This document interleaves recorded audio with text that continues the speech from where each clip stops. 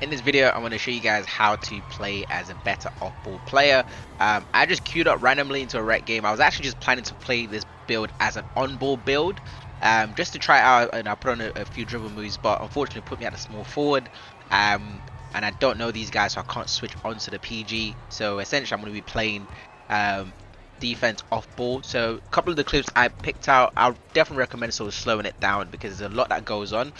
What you always want to do as an off-ball defender, as you can see, is you always want to bait the passes. Boom, I baited him right there. It's an easy steal, leads to an easy interception to your team.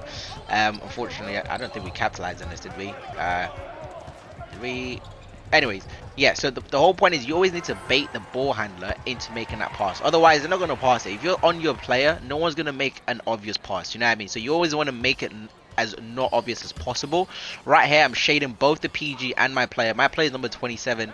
Boom, I got him right here. I baited him into the thingy. He did a nice little step back, but straight away I put my stick up to get that heavy contest on him. Because my player's got like 80 plus block and that gold intimidator, so he's not going to be able to, or silver right there, he's not going to be able to get that shot off. Again, as soon as they missed the ball, I reached right there, I didn't get it, reached for the second time, easy still. So you always have to be active on defense, and when you're playing on offense, every single time, whether it's a fast break or anything else, just run to the corner, and you guys will see later on in the video why that always pays off, to always just run to the corner every single time. Don't even go straight to the paint. Right here again, I baited the pass, boom, baited him, and again, easy still. The key thing is you always have to bait your player up, or you always have to be active. There's no point just sticking to your player, just be as active as possible. But right here, I tried to help, I didn't get the help. My player's wide open, but he's not, because I came back just in time to be able to steal that pass. The key to getting more steals is basically to let them think your player is open. Right here, tries to make the pass, didn't make the pass. I'm still on my player, still baiting the pass, ran straight to the center. I don't know how he made that shot, but I had everyone else covered on the off-ball player right there. And on offense, when you get the balls, rather than pass out straight away, this is why my build is so good as well. At least just try something, okay? Whether go baseline, do a little fade, whatever. Always try something before passing out back to your guard. Again, on the fast break, this is why it pays off to go to the corner. Don't ever go to the paint. I'm telling you, just run straight to the corner. It's a lot easier. You're gonna get yourself open. It's a 3 for your team. And again, I mean, the key to this video is just off-ball play. As you can see, I'm shading both of them. I see that my center went back into the paint because he wanted to step up, so I stepped up on the center, switched onto the guard. He could have shut down, but he's too focused on the pass. I reached right here again. Unfortunately, I didn't get the steal. Reached right there, didn't get the steal. They took a bad shot because there's nothing else there. Fast break, and guess what? My teammate misses the shot, unfortunately. Another defense position. This is the one time I made a mistake. See that? I went for the steal, which is a risky play. And I couldn't get off ball steal right there. That's the only time the player got open this game. But again, just being active on defense. Look, I'm literally shading everyone. I'm shading them 3, 4. Get it still again. Don't zone in on your player. Just zone in on whoever is open. If your player's in the paint and your center is in the paint, there's no point in you going with him. Just leave the center to guard him. Right here, the PG made a great pass. I was not expecting it. A lot of these PGs have no IQ, but you already know I'm not going to miss a second time. If you're wondering what jump shot that is base 38. It's actually my first time trying it today. I literally hopped on to try the jump shot, and it's actually pretty good. I'm basically going to stick with that jump shot right now. Again, I reached. I could have got that, but I didn't. But this one, I'm telling you, always pays off. I was trying to go to the corner right there, but unfortunately the game dragged me in, and I'm not going to get baited a second time. Just go up for the shot right there. See, when you get the ball in the corner, just try something. Just try it, 1 or 2 things. Wide open, I should have made that. Unfortunately, I didn't. Right here, again, you see, I made another mistake. I should have gone for the midi. I didn't. I went straight for the dunk because I thought I could get a block, a dunk, but I didn't. Back to the corner. Easy green. I'm telling you, your corner is your best friend as an off-ball player, and just be patient. A lot of people aren't patient on off-ball. Right here, easy still.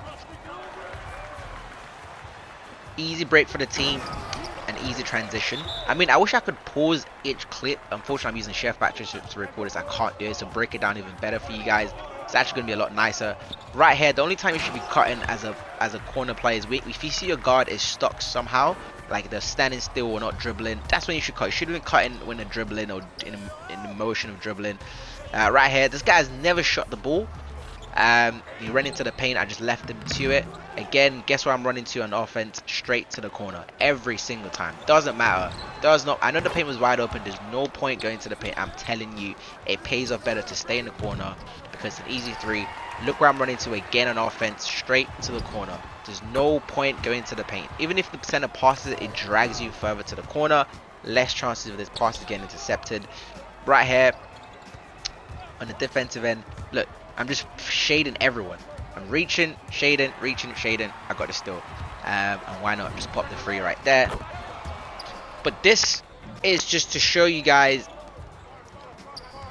a lot of players, you make defensive builds, you make lockdown builds, you know, you make all these off-ball builds, and you guys just don't do it. In my opinion, people don't do enough of them. They don't shade enough of the ball. They don't bait players enough of the ball.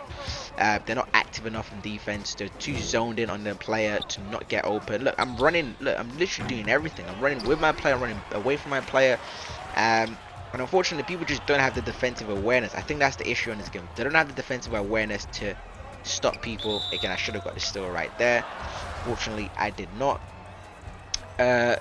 See what he did right here, he's held the ball, but if you run towards someone like I did right there, you can actually bump them, and because he was so close to the line, he just lost the possession. This is such a beautiful possession. Look how I'm just gonna, there's nothing, I'm with him, number 27. Look, no, 27 is my guy. I reached again, should have got this pass, didn't. Boom, nothing, went behind the screen, nothing for him. He has to take a shot, and I blocked it. Perfect on-board defense right there.